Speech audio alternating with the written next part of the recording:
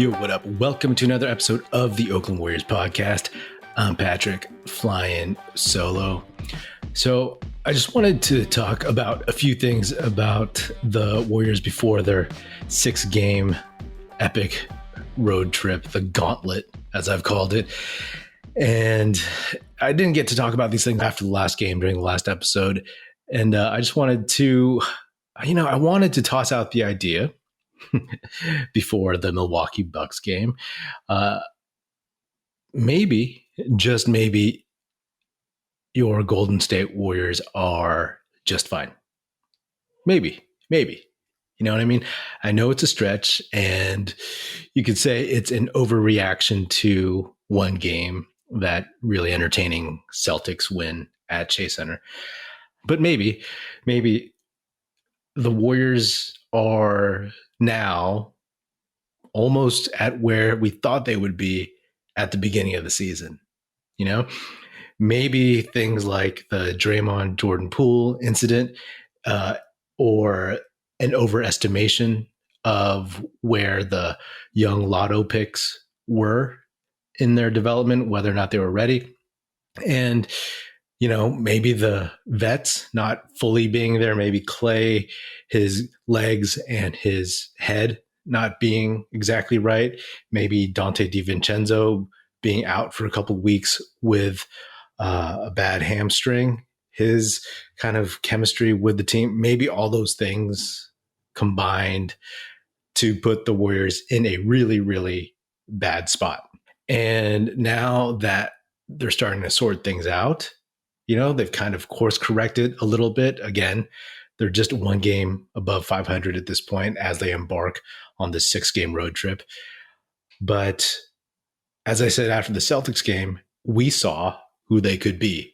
They saw who they could be. Like, the bar for this season has been raised in the sense that they know where they have to get to, but they also know that they can get there.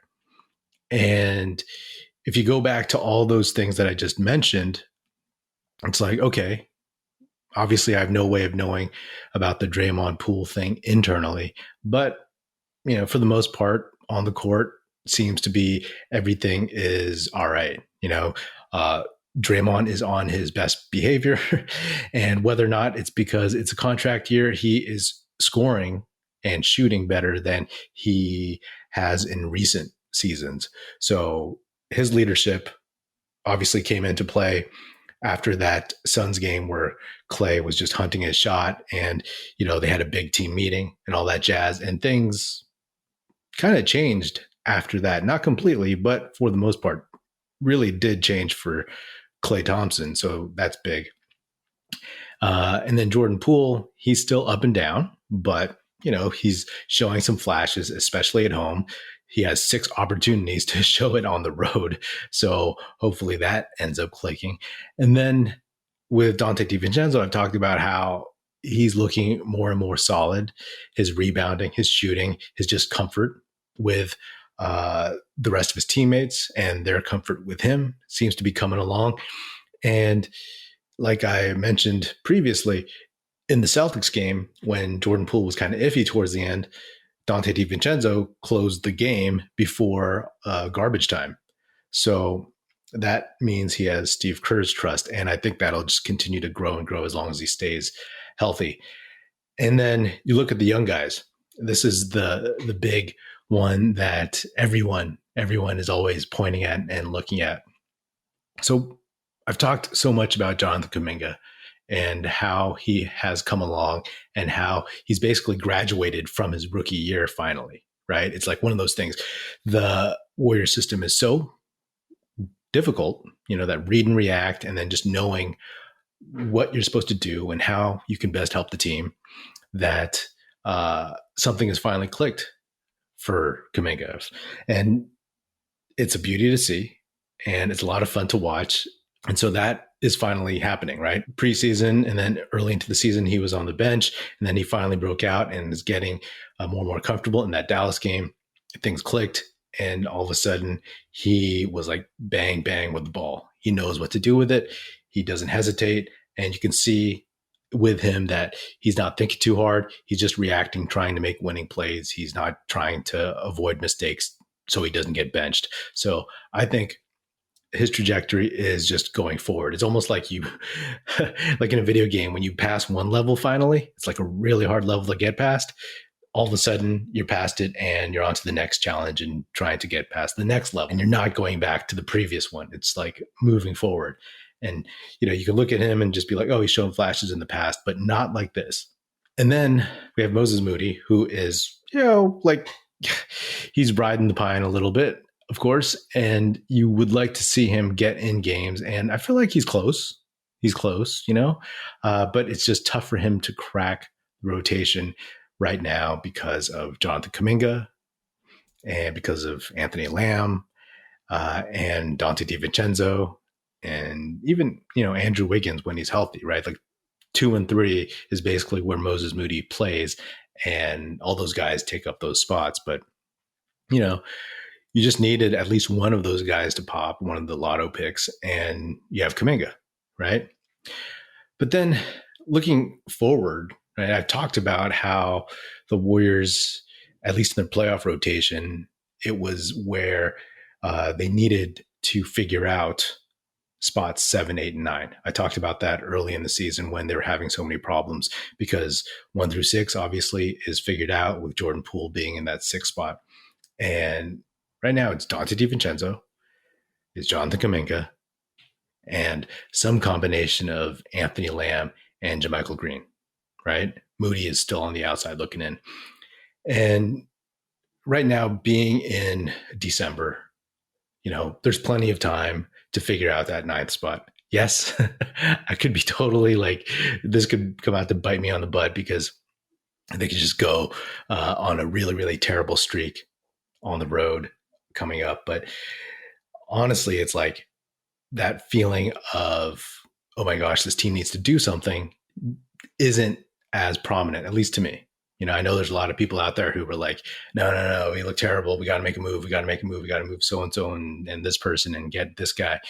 But just hear me out. When people are clamoring now for Wiseman to be moved for another center or something, let's just take a look, at James Wiseman, right? He's been playing pretty well in the G League ever since that Kuminga breakout game in Dallas. And I mentioned back then, I wonder if James Wiseman saw that and felt competitive or figured out like what he needed to do, because he's been really, really focused. And, I talk about with Kuminga being very intentional about what he's doing and very, very mindful, which is one of Steve Kerr's core tenets, right?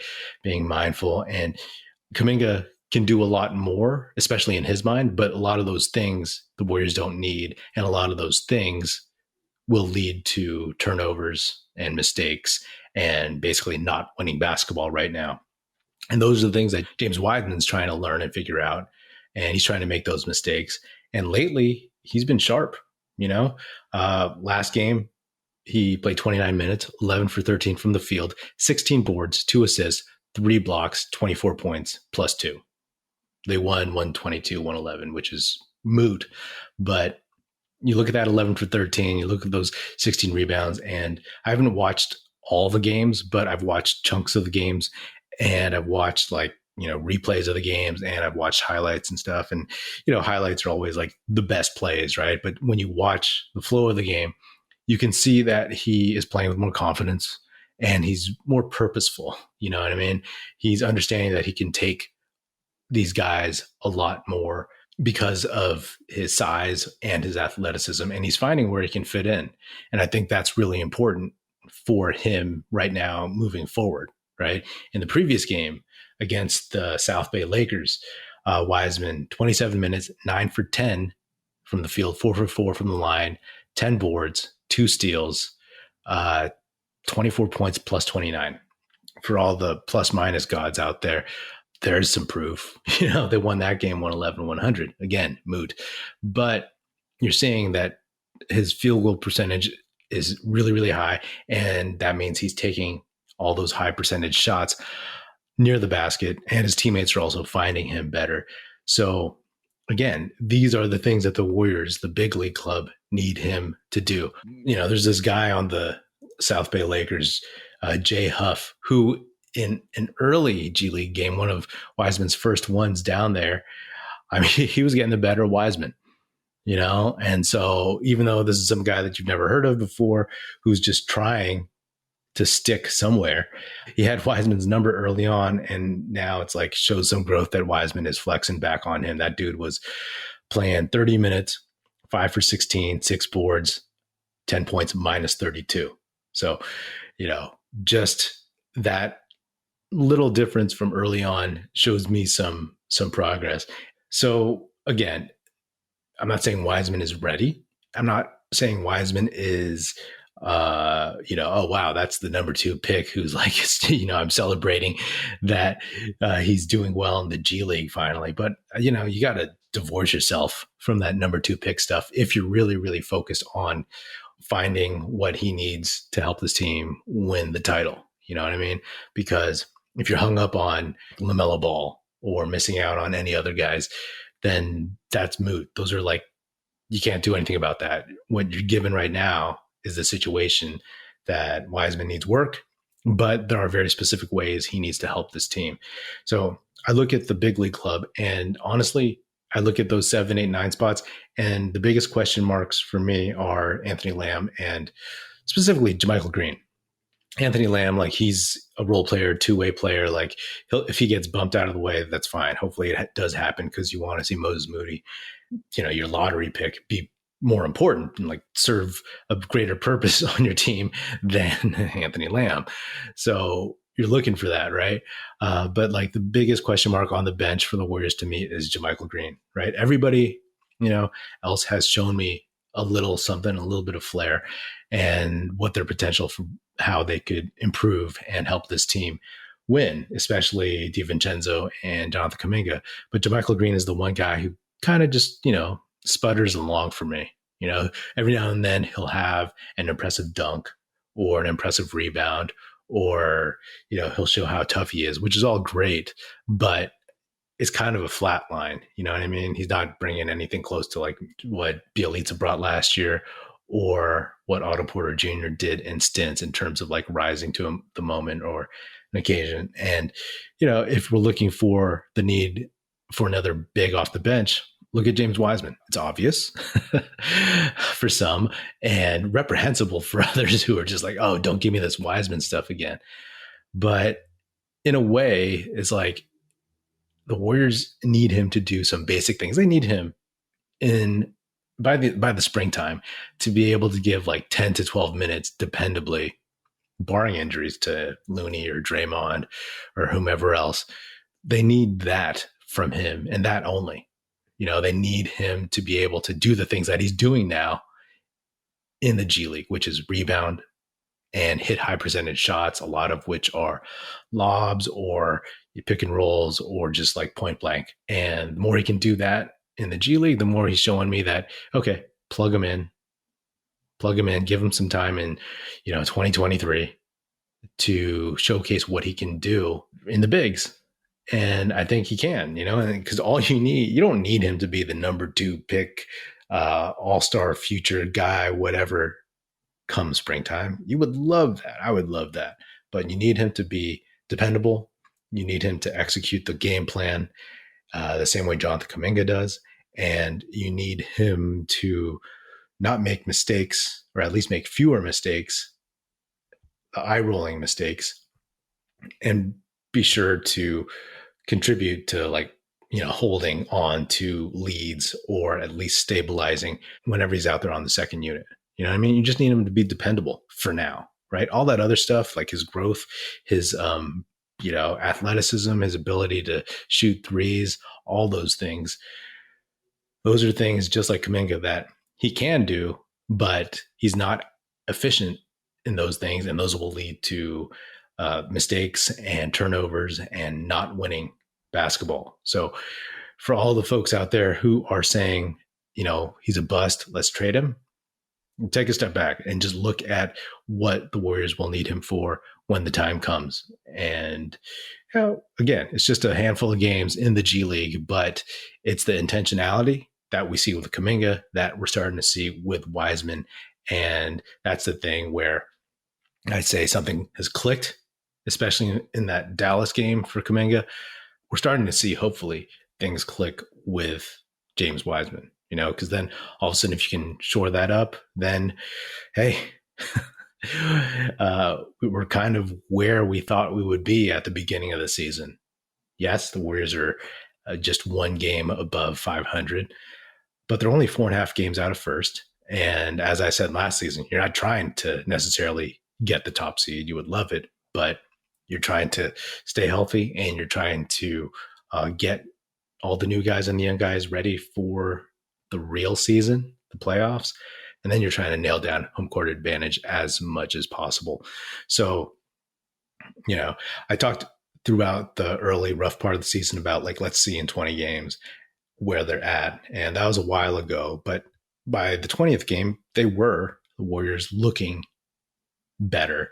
And I didn't think necessarily that they would be fully formed or that they would have it figured out or that they'd be rolling by game 20. My whole point was let's see where they are and if we're seeing them kind of turn a little bit. And we have, and we did. The thing now is that's good to go. And now it's let's see where they can end up. Again, this upcoming road trip is going to be rough, but if they come out of this 3-3, we're good to go, and if they go 2-4 or worse, that'll be rough. But of course, it'll depend on how they look when they lose those games. Are they really close? Do they get blown out? Are they showing some of the bad habits that they had at the beginning of the season? I don't know, but I don't think they will, because I think as a team, they've collectively moved forward a little bit. And a lot of the guys that had question marks have taken big steps forward as well. So, we'll see where that goes, because then look, right, you look at the 7, 8, 9 spots. And then if you can imagine by January, February, that it's DiVincenzo, Kuminga, and then some version of Lamb / Wiseman / JaMychal Green / Moody. You have 4 guys that you could slot into that 9th spot. And I'm talking about this in terms of the postseason as well. It's who will be your rotation? We all know that the rotations get shorter and the Warriors' top 6 are proven to the core. Figuring out who that 9th spot is. That's it. And I think having several months to do that is not unreasonable at this point. You're just trying to hone in and kind of sharpen the tools to get to where you need to be. And I think all that is perfectly reasonable moving forward. So, again, I'm a Wiseman fan, Wiseman stan, whatever you want to call it. And I always believe that as long as he's healthy, if he gets minutes and gets the reps, then he will get to where he needs to be. And again, for me this season, it's just making fewer mistakes. It's rebounding. It's being big. It's finishing around the rim and not getting pushed around.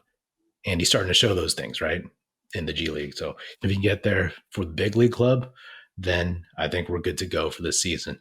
And yes, I'm biased against trading the guy, but that's where I'll lay it down right now. Anyway, that's all I got. Oh, and lastly, this whole thing about Bob Myers not having a contract, I don't think that's a big deal. I think that's something that they'll get worked out. It's pretty clear that Myers, Kerr, Lacob, that they all work well together. Unless there's something beneath the surface that we don't know about behind the scenes, then I think that's all going to be totally fine. It's kind of a non-issue.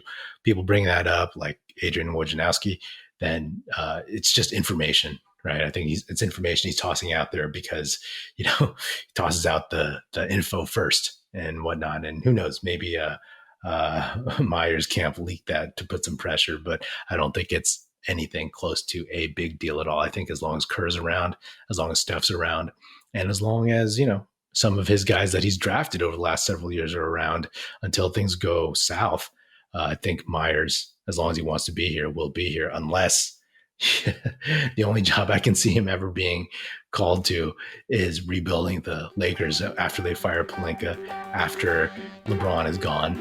You know, I can see that potentially happening, but who knows? Anyway, but in the short to medium term, I'm not worried about Bob Myers leaving the Warriors at all.